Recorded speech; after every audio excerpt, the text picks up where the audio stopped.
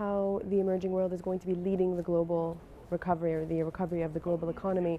Can you tell us how that's manifesting itself in Africa in terms of where the growth is coming from in countries and in sectors? Yes, a lot of people don't realize actually before the crisis happened, of the fast growing countries, 6 of them were African countries in any event. And during the crisis period, Africa did not collapse, the African economies did not collapse to the extent that was anticipated and recovered faster, more robustly than other parts of the world. So I absolutely agree that emerging markets will contribute significantly to the recovery of the global economy.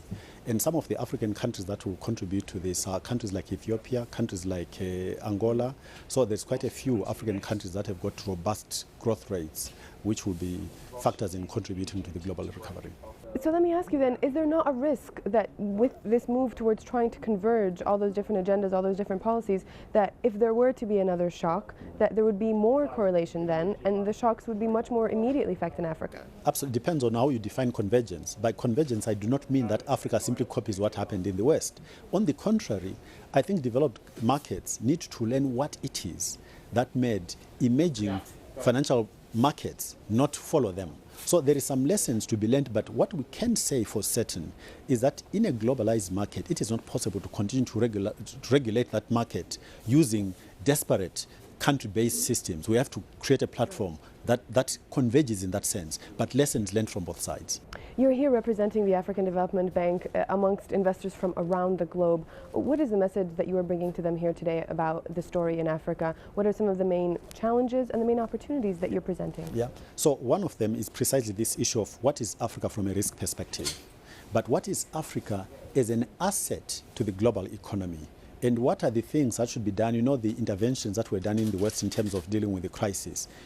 How would these interventions translate into actions on the African continent after recognizing that the African economies actually are a contributor, could be a stronger contributor to the global economy? And one of the things, in fact, that are on the agenda, the G20 rather, is how to manage and channel global capital into developing African infrastructure to make African economies much stronger and therefore a much stronger contributor to the recovery of the global economy. So that's a good example. I want to ask you, sir, also about, let's say, risk factors and instability that we're seeing. The bank is physically based in Tunisia, a country that is today witnessing a very considerable amount of social, political, and economic unrest.